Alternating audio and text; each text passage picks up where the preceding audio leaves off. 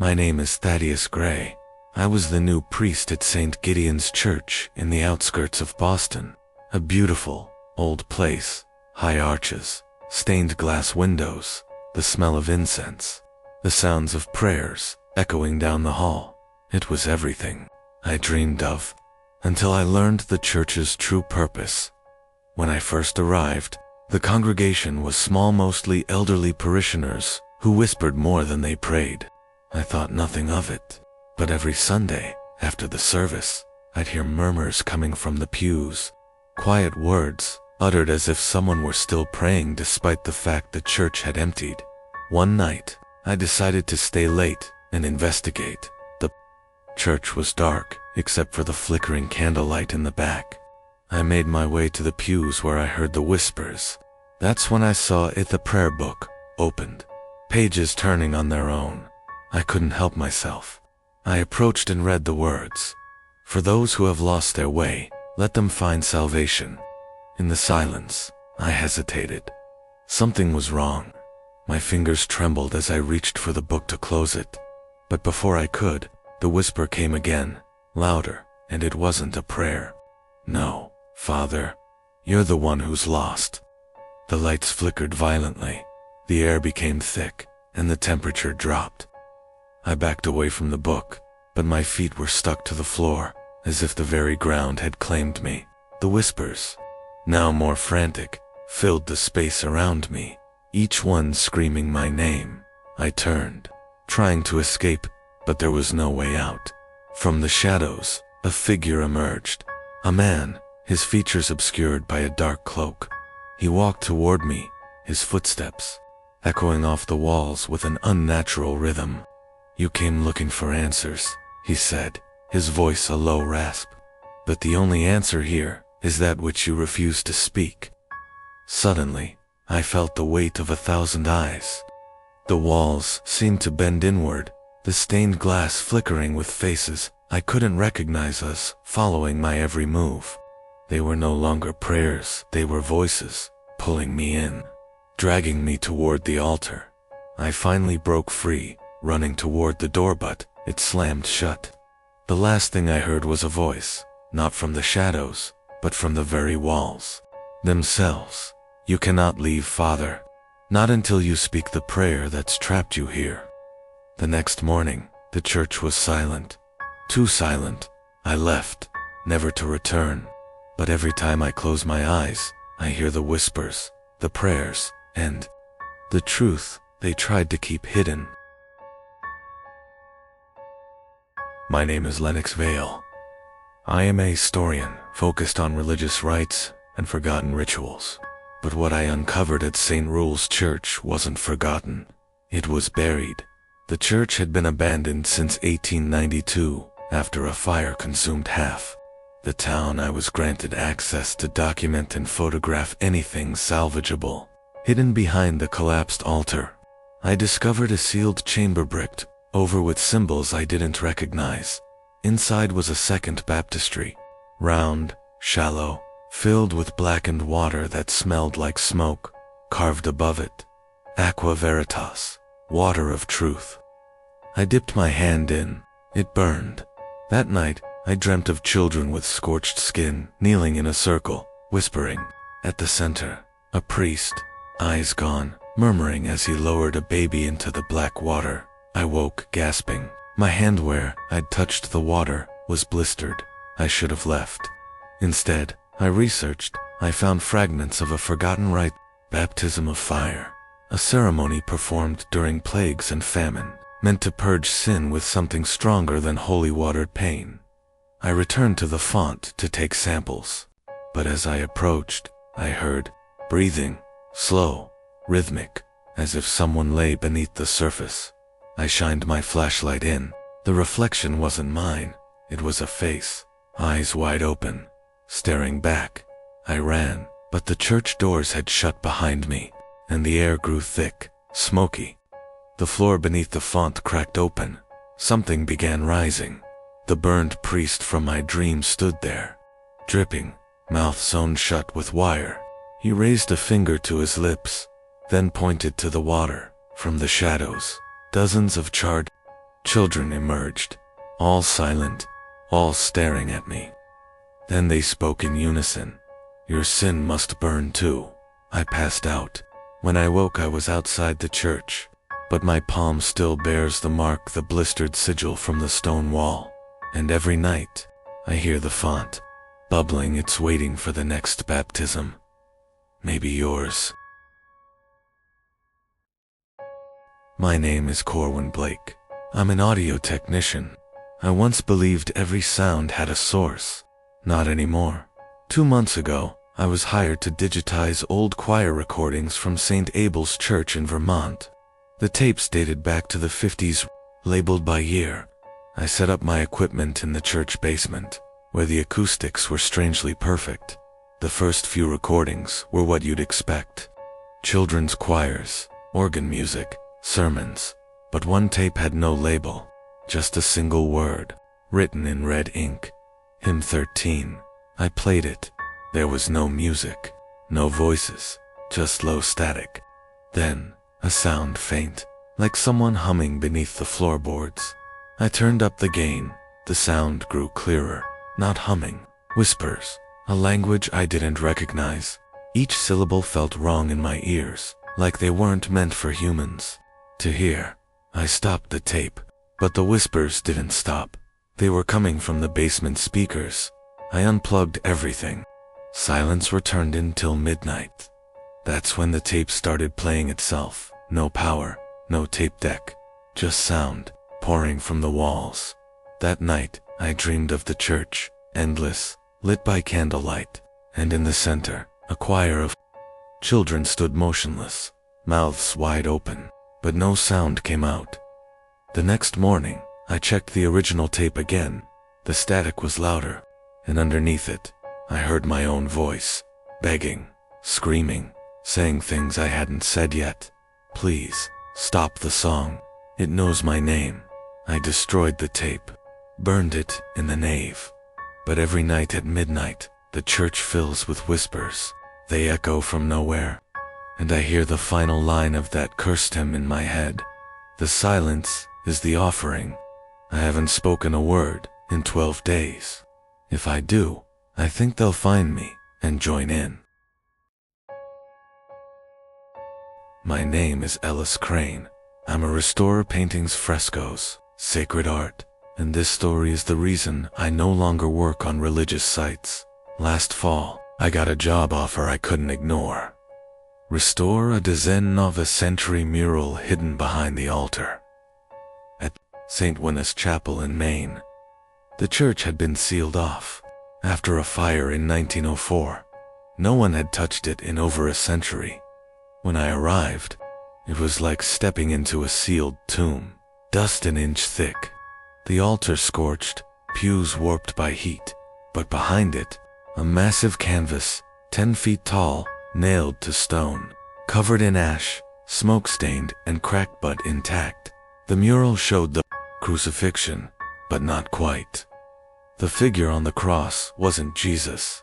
No halo, no sorrow, just a twisted man with blackened eyes, mouth open wide in an inhuman scream. Beneath him, faceless clergy burning in crimson flames. I should have stopped there, walked away. Instead, I cleaned it.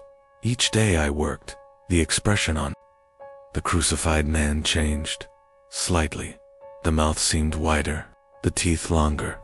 One night, I returned to check my progress.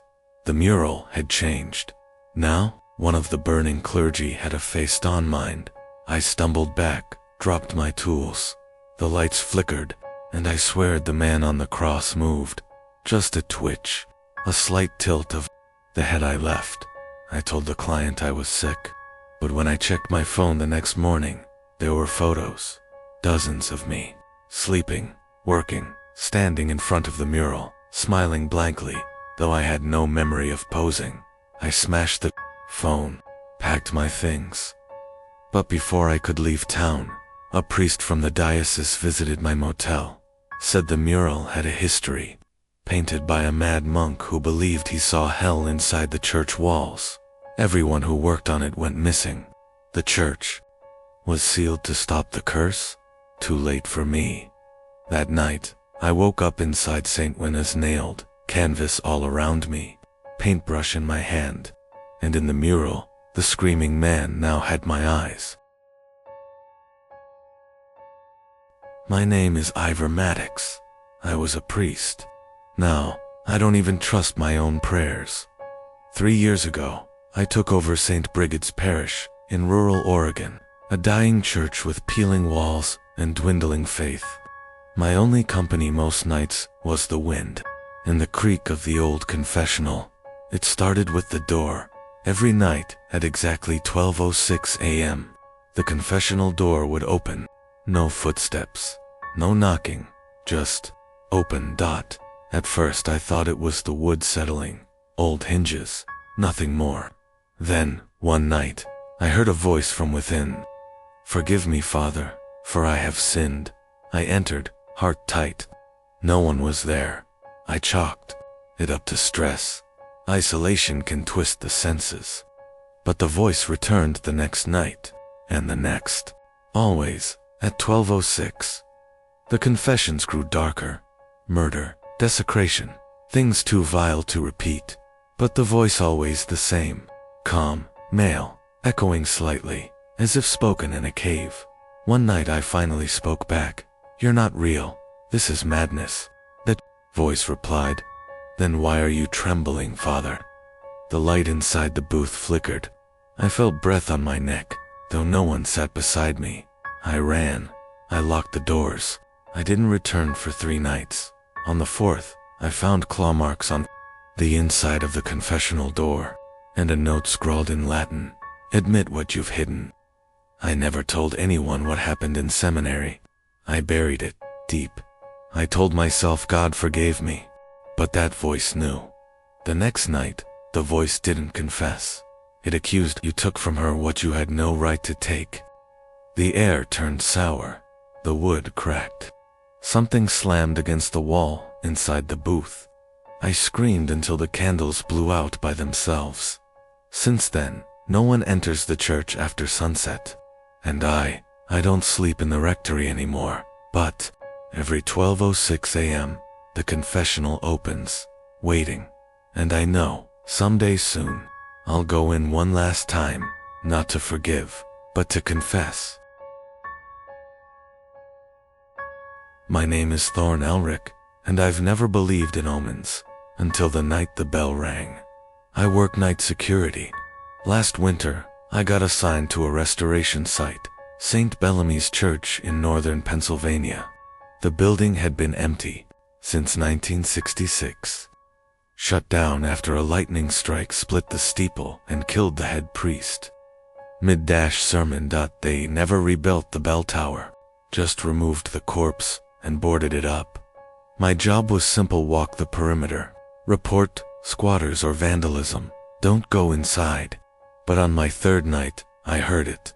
A bell, clear, deep, echoing through the woods. I froze. The time was exactly las 12 alta. There was no bell. I walked around the church anyway, flashlight scanning broken windows. Everything was still. Then I noticed the front door jar, just barely. Curiosity beat protocol. I stepped inside. Cold hit me like a breath. The place reeked of old incense and wet stone. My light flickered as I passed the pews. Something crunched underfoot, bits of charred wood and shattered glass. Then the bell rang again. From above I looked up. The steeple was still there, perfect, pristine, as if untouched by time. My heart pounded. That wasn't possible. I'd seen the photos. I'd walked the grounds. The steeple was gone, yet here it was, whole and glowing faintly from within. I climbed the stairs, drawn, not thinking. At the top was the bell room, dustless, a large iron bell swaying gently without chains. A man stood beneath it, black robes, skin pale like candle wax. He turned to me, smile sharp, and said, "You're right on time." The bell tolled. I collapsed. Sound tore through me like a scream from inside my skull. When I opened my eyes, I was back at the base of the church stairs. Morning light crept in. My watch was shattered. My ears bled. But worst of all, my memory was broken. I didn't remember my own name, just his voice. Right on time. They never found any man. And the steeple, still gone. No trace had ever reappeared. But every night since, wherever I go, no matter the distance, the bell tolls at midnight, and I feel the urge to return. My name is Elijah Crow, and I've been deaf in my left ear since last spring. The doctors say it's nerve damage. I say it's the choir. I'm a sound engineer for a historical documentary series. We were filming at St. Alaric's Cathedral, in Maine, built in 1704, supposedly cursed in 1721, and condemned in 1998 after a fire during Mass. We got special permission to record ambient sound inside. The building was barely standing. Charred rafters, pews blackened to bone. The pulpit melted in place, but the acoustics, unreal.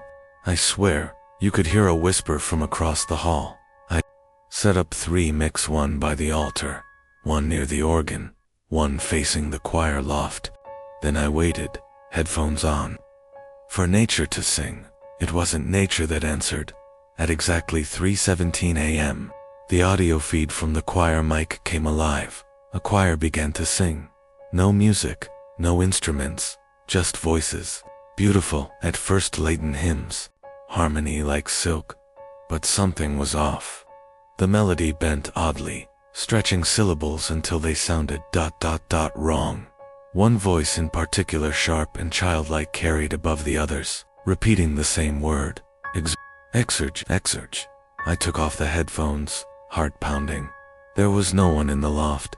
I climbed the ruined stairs, flashlight in hand. Dust rose with each step. The loft was empty, except for a single hymn book, open to a page stained in red. Not ink. I turned to leave, and that's when I heard them again behind me. A full choir, now screaming the same word. Exurge. The air split. My left eardrum burst. I felt it pop like paper. I collapsed, blood streaming down my neck. I must have blacked out. When I came to, the cathedral was silent. My equipment fried. The hymn book gone. Back at the studio, we tried to salvage the recordings. 2 mics were dead. The third, the one from the loft, played back exactly 13 seconds of audio. Not the choir, not Latin. Just one child's voice, whispering in perfect English. We rise when no one sings for us. Since then, I don't sleep well, and sometimes I hear a faint chorus humming through walls. Just below, hearing range always to my deaf side. They're waiting for an audience, and next time, I think they'll want to sing through me. My name is Lennox Voyer, and I haven't believed in God since I was 10. But last winter, something inside an old church in Vermont made me wish I did. I was driving cross country when a snowstorm trapped me near the town of Asheville. It was one of those places that doesn't show up on GPS. My car slid into a ditch, and after walking a mile, I found shelter in an old brick church. It was unlocked, light still faintly glowing inside. No one else around. St. Meredith's church looked like it had been abandoned for decades, yet the inside was warm to warm. The pews were dustless, the altar was pristine, and next to the entrance stood a large wooden confessional. I don't know why I walked in. Maybe it was the silence, or maybe I just wanted to feel something. I slid into the left side and sat in. The dark. Nothing. Then the screen slid open on the other side. A voice, low and slow, rasped, "Confess." I laughed nervously. "I'm not really I don't believe in confess." My breath caught. I blinked in the dark. "Okay, fine. I stole money from my mom when I was a kid. I never told her." Silence. Then the voice whispered. She knew.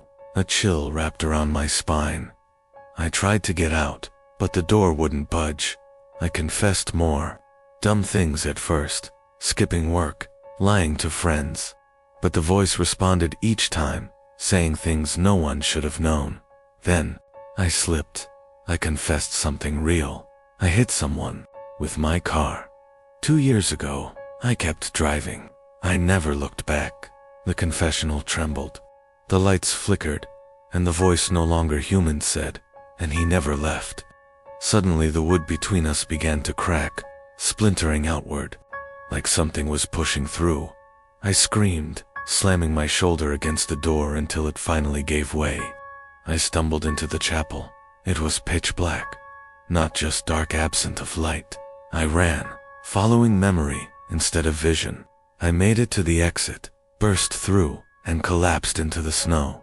The church behind me was gone, replaced by a twisted dead tree. I was found hours later by a plow driver. They said there's never been a church in Ashfell, not even a foundation. But that night, every mirror in my house frosted over with a single word etched into them: confess. And every now and then, I hear the confessional door creak open when I'm alone. When I'm in the dark, it's waiting. My name is Ezra Mallory. I used to believe that silence was sacred. I was wrong. 3 months ago, I started working as a nighttime custodian at St. Bellamy's Church, a stone behemoth built in the 1800s on the edge of an overgrown cemetery. It paid well, and after losing my warehouse job, scrubbing floors in a holy place didn't seem like the worst gig. But there's something deeply unnatural about a place of worship when the lights are off and the pews are empty. The first night passed uneventfully, some creaking, maybe a draft, the usual old building stuff. But by the 4th night, I started noticing whispers, low murmurs, like distant conversations muffled by walls. They seemed to come from under the floorboards, near the front pews. I chalked it up to old pipes, but then the organ played itself at 2:13 a.m. exactly. A single note blared out deep and long. I sprinted to the loft, keys jangling, but found no one. The sheet music was untouched, and the power to the instrument was off. I stood frozen, heart hammering, the echo still lingering. The following night, the same note rang again. This time, I didn't go up. Instead, I watched from the nave, hiding behind a column. At exactly 2:13, the air changed thicker, heavier. A cold draft swept in despite the sealed windows. Then the note played again, louder, and I swear to God, the shadows shifted. They moved along the walls, not cast by anything real. I reported it to Father Myron, the head priest. He gave me a long, unreadable stare and said, "Don't stay past midnight anymore." No explanation, no curiosity, just a command. So of course, I stayed. I needed to know. That weekend, I brought a flashlight, a recorder, and a flask. At 2 o'clock, I sat in the front pew, recorder on. The organ began its single wail, but this time it didn't stop. It played a low, droning tone that vibrated through my chest. Then, whispers, but not murmurs, clear voices, speaking in languages I didn't recognize. Latin, maybe, or something far older. Then I saw it, from beneath the altar. Something crawled, long pale limbs dragging a bloated body cloaked in torn vestments. Its face, it had none, just stretched, pink skin where features should have been. It slid toward me, whispering from within, though it had no mouth. "Sanctuary is a lie," it said. "Not allowed." Inside my skull, I ran, dropped everything.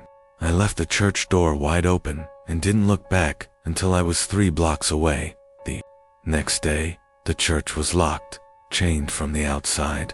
A handwritten sign said closed for restoration. No one I ask seems to remember St. Bellamy's, not even the local parishioners, as if it was erased. But I still hear the organ every night at 2:13, even when I'm miles away, even now. My name is Cassidy Horn, and I no longer trust the sound of church bells. I took a photography gig last October. traveling across rural counties to document historic buildings for a preservation society. One stop was a crumbling Gothic church called Hollowmere Chapel, nestled deep in a forest clearing. No road signs pointed to it. Locals just called it the Forgotten Bell. The church hadn't held a service in over 60 years, but the bell tower still stood tall, rusted, and lopsided. The strangest part, the bells still rang. Locals swore they heard it toll exactly at midnight every Sunday, but the tower's rope was long gone, and the bell was cracked clean through. I arrived on a Saturday afternoon, overgrown paths, ivy choking the stone. When I stepped inside, it felt wrong. Not just mold and mildew, but something heavier. Like the air carried secrets it had no right to hold. The nave was untouched. Candles long melted into the floor, pews draped in dust. But the altar, it looked new, recently polished. I snapped a few shots. That's when I noticed the mural above the chancel. It depicted a priest raising a bell rope, surrounded by villagers kneeling and bleeding from their ears. Charming. I camped inside, determined to catch the midnight toll. Tripod set, lens focused on the bell tower. 11:55 p.m. Silence. 11:58 a. Cold gust swept through the chapel, though the air outside had been still. 12 o'clock. The bell rang, but not just once. It rang 13 times, each louder than the last. My camera shook on its tripod. Dust rained from the rafters. My ears screamed. I collapsed, clutching my head, and then everything stopped.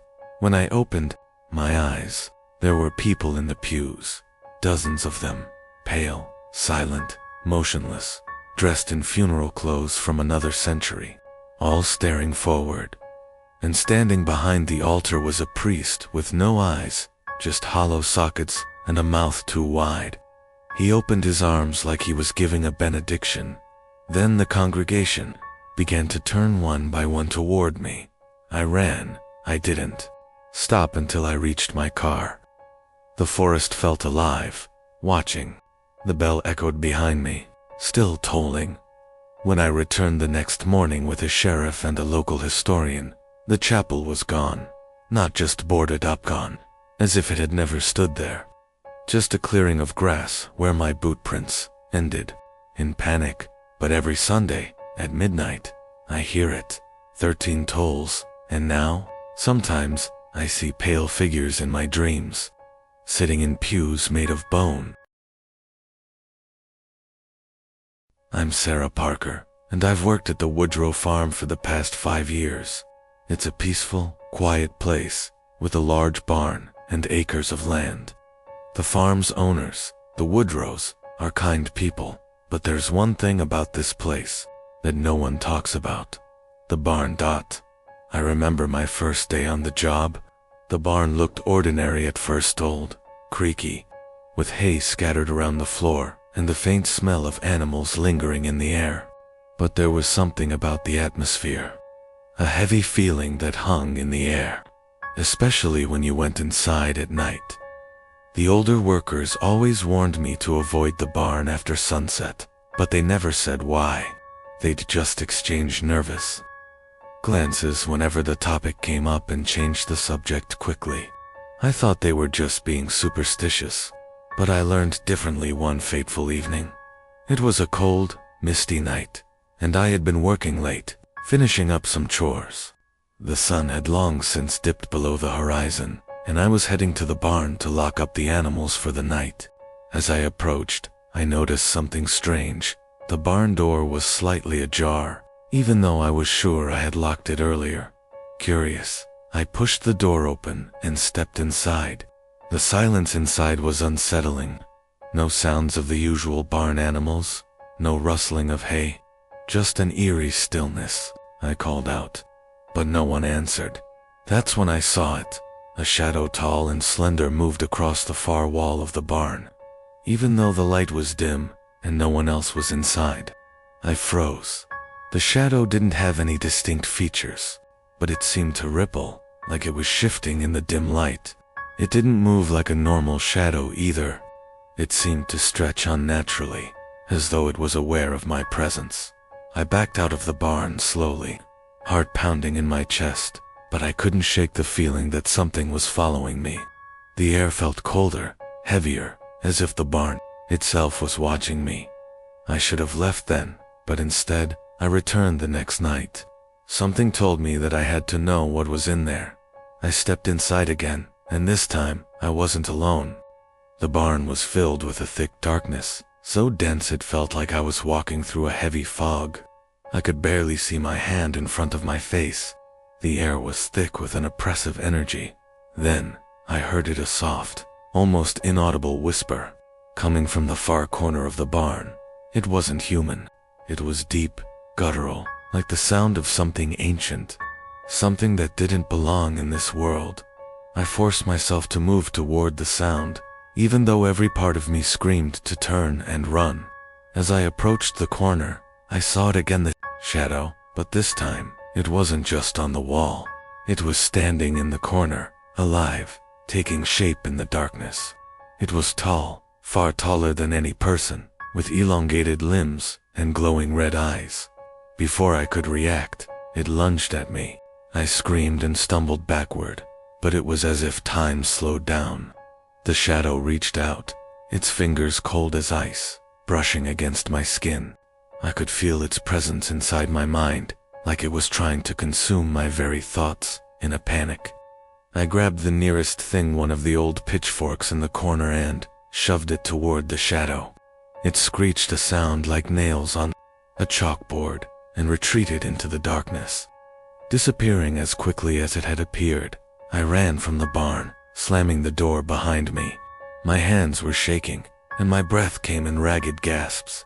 I couldn't explain what I had just seen, but I knew one thing for sure. That barn was cursed. The next day, I tried to tell the Woodrows what happened, but they wouldn't listen. They just gave me that same worried look and said, "You're not the first to experience it." After that, I never went back into that barn. I moved to a different farm soon after, but I still hear the whispers sometimes, late at night, when the air grows cold, and I know that whatever was in that barn is still out there. I'm Ethan Miller, and I've been living and working on the Edgewater farm for as long as I can remember. It's a peaceful place, far from the chaos of the city, where the only sounds are the rustling of the leaves and the occasional moo of a cow. But there's a truth to the farm that no one talks about, something that's been passed down through generations, hidden beneath layers of silence and superstition. Every year, as the harvest season nears, strange things start to happen. I was 15 when I first noticed it. The nights grow colder, and the sky turns an eerie shade of red as the harvest moon rises. That's when it starts. Voices in the wind, whispers on the edge of your hearing, and the feeling that you're not alone. But it's not just the voices. There's something else. The crops grow faster, twisted, and overripe, as if they're being fed by something unnatural. I didn't believe the stories at first. The older farmhands would joke about the harvest of souls, saying the land demanded a sacrifice each year. They'd laugh it off, but their eyes would shift nervously when the topic came up.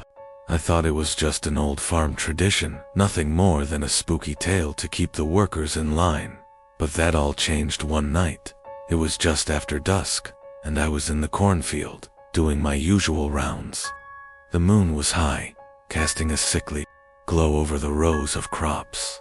I heard a faint sound, like a child crying, coming from the far side of the field. Curious, I followed the sound, weaving through the thick stalks, my boots crunching in the dry earth.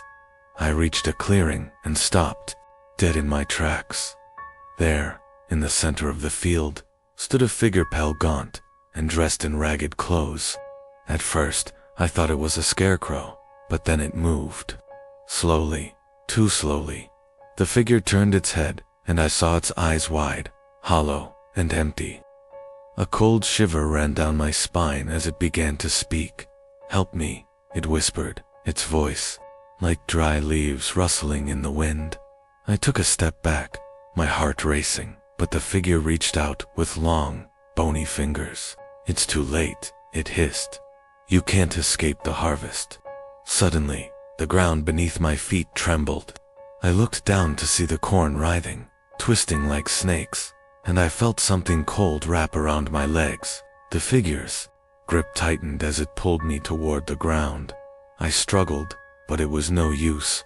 The corn was alive, pulling me deeper into the earth, its tendrils wrapping around my body. And then, I saw them faces, dozens of faces, all trapped in the corn, their eyes pleading for help. The figure leaned close, and I could smell something foul like rotten earth and decay. "The land takes its payment every year," it croaked, "and you're the one chosen tonight." With one final, desperate cry, I broke free, stumbling backward out of the field. The figure let out a low, guttural laugh as I ran for my life.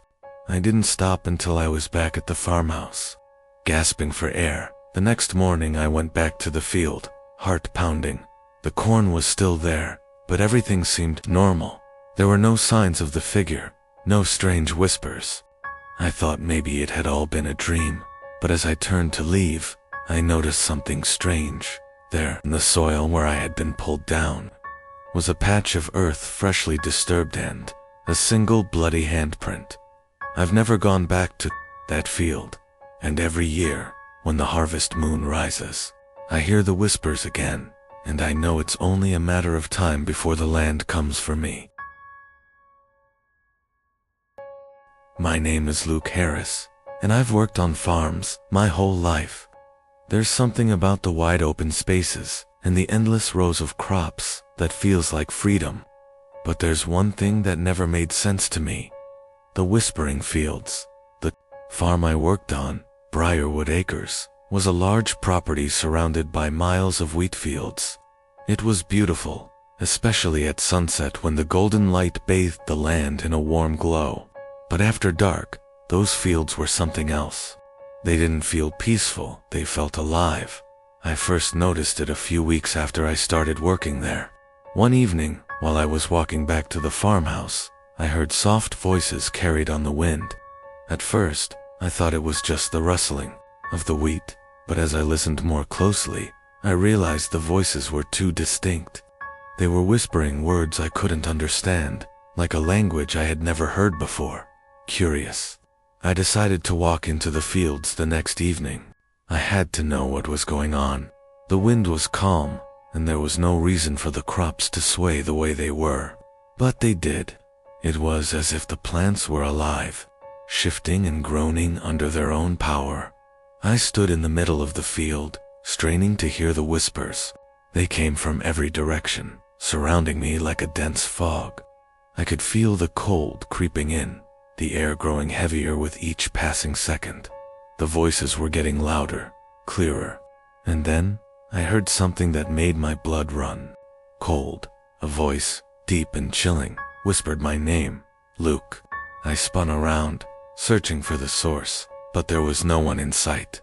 The field was empty. My heart pounded in my chest, but I couldn't move. My feet felt like they were glued to the ground. Suddenly, the whispers turned into laughter, low, eerie, and mocking. It echoed through the field, reverberating off the crops. And then, I saw something that made my stomach drop. At the far end of the field, in the shadows, a figure stood. A tall, thin silhouette, its shape obscured by the wheat. It was watching me. I couldn't see its face, but I knew it was staring right at me. I couldn't look away. The whispers became frantic, almost desperate, and I felt something pushing against me, forcing me to move toward the figure. It was like the field itself was pulling me closer. I broke free from the grip of the field and ran back to the farmhouse as fast as I could. I could hear the whispers following me, getting louder with every step, but when I reached the porch, they stopped. The next day, I went back to the field, hoping it was just a bad dream. But when I stepped into the wheat, I saw something that made me freeze in my tracks. A set of footprints bare, deep impressions in the dirt, leading toward the spot where I had seen the figure. But there was no one there. I haven't been back to the field since, but sometimes, at night, I can still hear the whispers drifting on the wind, and they still call my name. My name is Sarah Wright, and I've always been drawn to the rural life. There's something about the simplicity of the farm, everything in its place, the fresh air, the quiet mornings that makes it feel like home. But there's one place on the farm that I've always avoided, the old barn at the far end of the property. The barn had been there for as long as anyone could remember. It was worn down, the wooden planks darkened by years of neglect, and the roof was beginning to cave. And I often wondered why no one bothered to fix it, but when I asked my father, he would always give me the same answer. Some places are better left alone, Sarah, he'd say, his voice carrying a strange weight. That barn's seen things. I never thought much of it. After all, my father had his superstitions, just like the others on the farm, but I couldn't ignore the strange feeling I got whenever I walked near the barn. The air around it always felt colder, heavier, as though the building was watching me. One evening, after a long day's work, I decided to confront my fear. I grabbed a flashlight and made my way to the barn. The sky was darkening, and the wind was picking up, rustling the trees in the distance. As I approached, I could feel the temperature drop, and a cold shiver ran down my spine. I pushed open the creaky door, and the sound echoed through the empty space. Inside, the barn was a labyrinth of old crates and rusted farming tools. The floorboards creaked beneath my feet as I made my way deeper inside. I shone the flashlight around, and that's when I saw it, a dark, shifting shape in the corner. I froze at first. I thought it was a trick of the light, but the shadow didn't move like a shadow should. It was solid, almost like something was standing there, just out of sight. The more I stared, the clearer it became. It was a figure, tall, thin, with a hood that obscured its face. I tried to turn and leave, but my feet wouldn't move. It felt like the very air was holding me in place. The shadow began to glide toward me, its movements unnatural, like it was floating just above the ground. I wanted to scream, but no sound came out. As it reached me, it whispered something, words I couldn't understand. Then, its hand, pale and skeletal, reached for me. I finally broke free from whatever force was holding me and bolted for the door. As I ran out, I could hear its footsteps behind me, slow and deliberate. The barn door slammed shut on its own as I reached the yard, and when I turned around, the barn was silent. The next day, I went back to the barn to check if it had all been some kind of hallucination. But when I stepped inside, everything was exactly as it had been the night before, except for one thing. There was a new footprint in the dust, a single bare foot. I never went near the barn again, but sometimes on quiet nights, I can hear the faint sound of footsteps coming from inside, and the shadow still lingers. My name is Ethan Cole, and I thought I had seen everything during my time working on farms. I'd handled every type of animal, every kind of crop, and endured my fair share of long, sleepless nights. But nothing could have prepared me for what happened with the haystack at Fox Hill Farm. Fox Hill had been in the family for generations. It was a big property with acres of fields and barns, and a large haystack sat just outside the main farmhouse. The farm had always been well kept, except for that one corner of the field where the haystack stood. For years, it was always a little strange. The hay seemed to never settle, always moving like it was alive. At first, I thought it was just the wind, but even on still days, the hay would shift. It creaked and groaned like something was hidden inside. I'd heard stories from the older worker, stories of a curse that had been placed on the land long ago. They all laughed it off as superstition, but I couldn't ignore the eerie feeling that had settled over me whenever I worked near that haystack. One evening, just as the sun was setting, I decided to investigate. I was alone on the farm that night. The air was thick with the scent of fresh grass, and the sky had turned a dusky shade of orange. I approached the haystack, my footsteps crunching against the dry earth. As I got closer, I could see the hay moving again, but this time, it wasn't just the wind. Something was stirring within. I heard a low, rumbling sound, almost like a growl. It was coming from the heart of the haystack. A feeling of dread settled over me, and I almost turned to leave, but something made me stay. I reached out and grabbed a handful of hay, pulling it aside. As I did, the growl grew louder.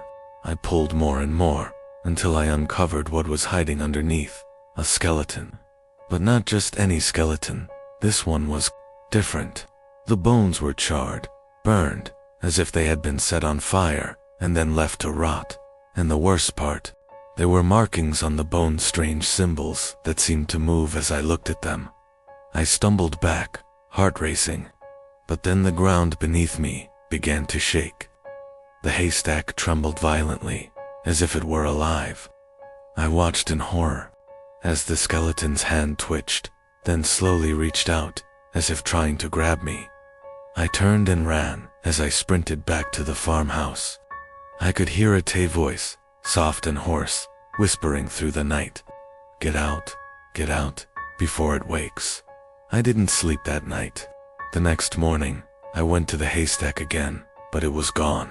The ground was completely still, the hay neatly stacked, just like it had always been. But I knew what I had seen. There was something buried beneath that haystack, a curse that had been waiting for someone to uncover it. And now, I knew better than to ever approach that spot again. But sometimes, when I pass by the field at night, I hear the growling again, and the whispers. My name is Andrew Pierce, and I've spent my whole life working the land. I thought I knew every inch of the farm I grew up on, till I found the well. It was hidden behind the barn, overgrown with vines, and almost completely covered by dirt and debris. I had no idea it was there, not until that day when I was clearing out some old junk. I was tired, filthy from hours of work, when I noticed a dark hole in the ground.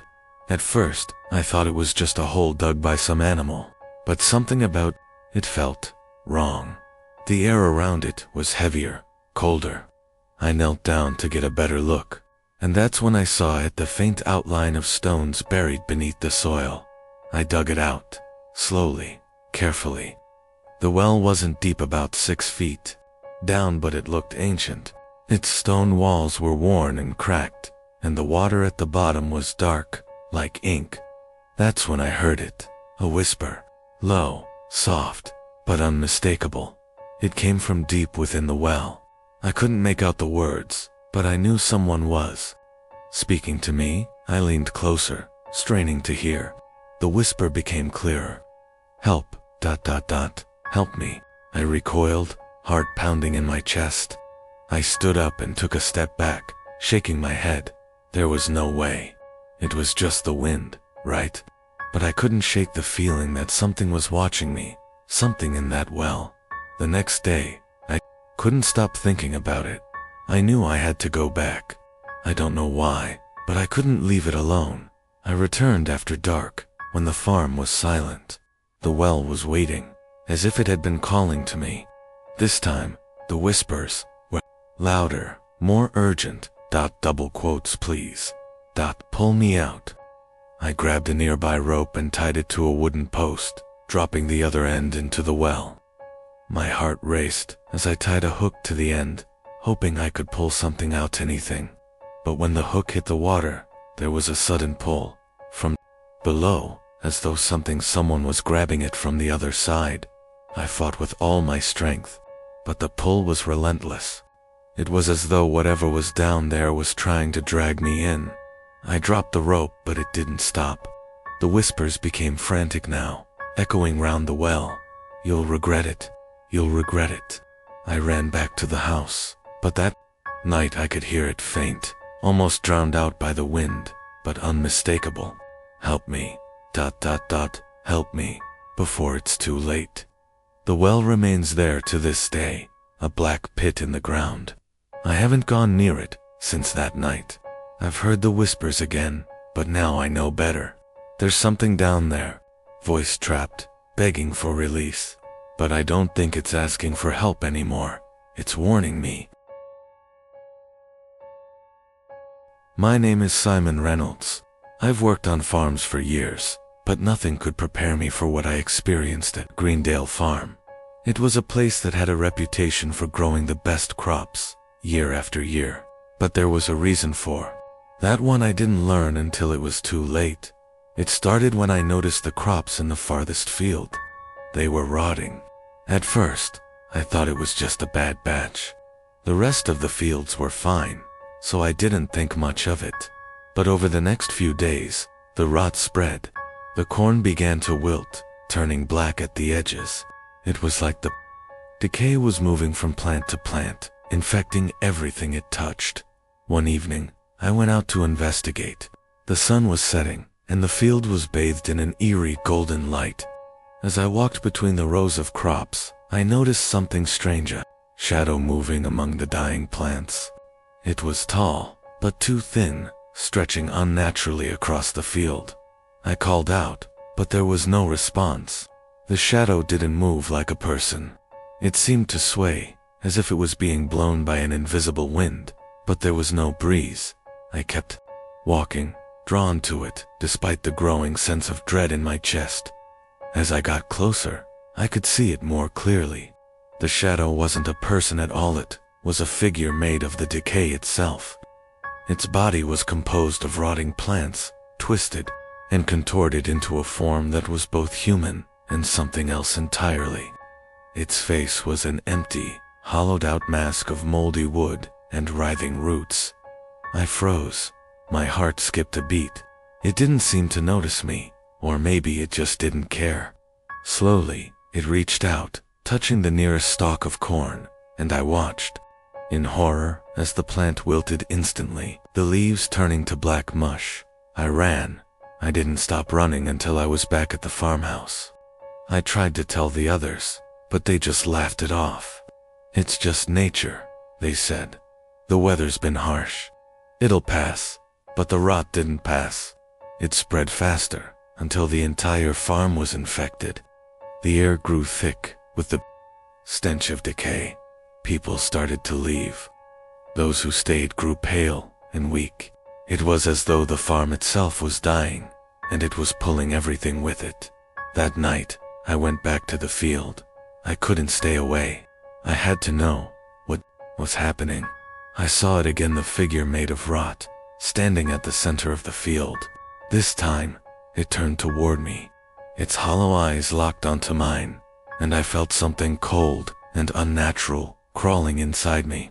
"You can't stop it," it whispered in a voice that sounded like the wind through dead leaves.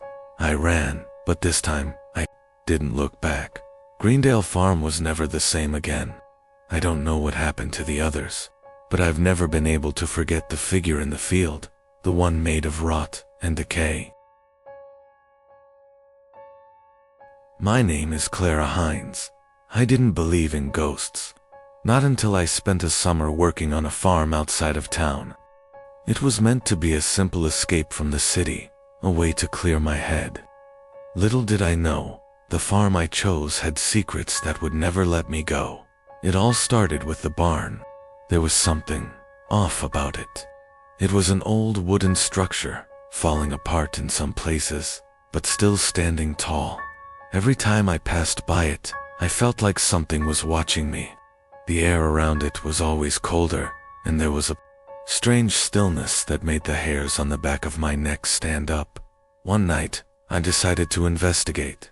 I was alone on the farm. Everyone else had gone into town for supplies, and I figured it would be the perfect time to explore. As I approached the barn, I noticed the door was slightly ajar. I didn't remember leaving it open. I hesitated for a moment, but pushed the door open.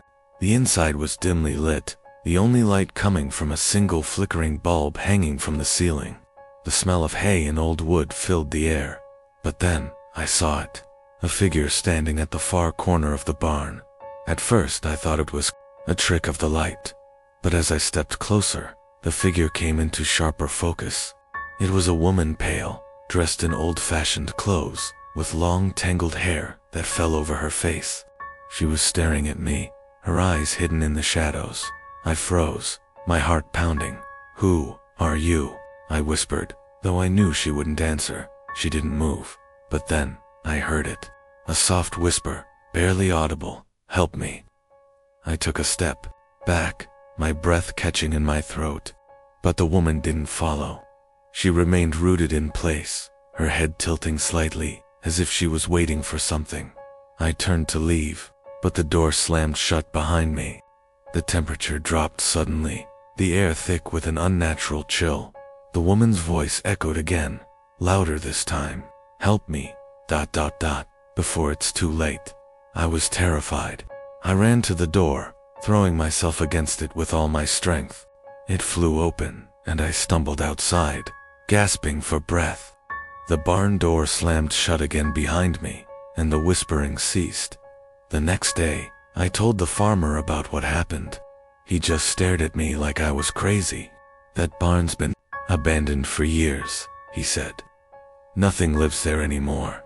But when I went to the barn later that day, I could have sworn I saw her again standing in the corner, her eyes hollow and searching. I left the farm that night, but I could never forget the ghost in the barn. The whispers still haunt my dreams. My name is Finn Carter. I grew up on the miller's farm, a quiet place surrounded by endless fields of corn. It was a peaceful life. That was before the harvest began to change. The first thing I noticed was the smell. It wasn't the usual earthy scent of ripening crops. It was something heavier, a mix of decay, rot, and something darker. I thought it was just the dead plants I'd been plucking, but the smell followed me, day and night. Then the whispers began, soft, barely audible at first, but by dusk, they were impossible to ignore. I'd hear them coming from the fields, low, hushed voices that spoke in a language I didn't understand. One evening, I decided to find the source. I grabbed a flashlight and ventured into the corn, determined to get to the bottom of it. As I walked, the whispers grew louder, then the rustling. At first, I thought it was an animal, but the corn wasn't moving like it should. It wasn't. The wind. The stalks were parting, slowly, as if something was making its way through them. I followed the path, and then I saw it. A figure. A tall, dark shape standing still in the middle of the field. I froze, my heart pounding in my chest. It turned toward me. Its face wasn't human. No eyes. Just dark holes where they should have been, and a smile too wide, too unsettling. It spoke in the same language I'd heard before, but this time, I understood. It said, "The harvest is yours now." I ran. The whispers chased me all the way home. That night, I locked all the doors and windows, but the sound of the rustling corn was still there. I couldn't escape it. The next day, I went out to the field again. The corn had grown, but not in the way it should have. It was twisted, distorted, and there, in the center, was the figure again, standing like it had never moved. I had no choice but to leave. The farm wasn't mine anymore. The harvest had claimed it tanned. It was coming for me next. My name is Elias Walker. I was hired to work at the Everfield farm last summer. It was supposed to be a temporary job, just some odd labor to help pay the bills. What I didn't know was that Everfield wasn't just any farm. The first warning sign came when I saw the old plow in the back shed. It was a relic rusty worn, and far too ancient to be of much use. The owner, Mr. Everfield, saw me eyeing it one day and chuckled. "That plow's been in the family for generations. It never fails." I should have asked more questions.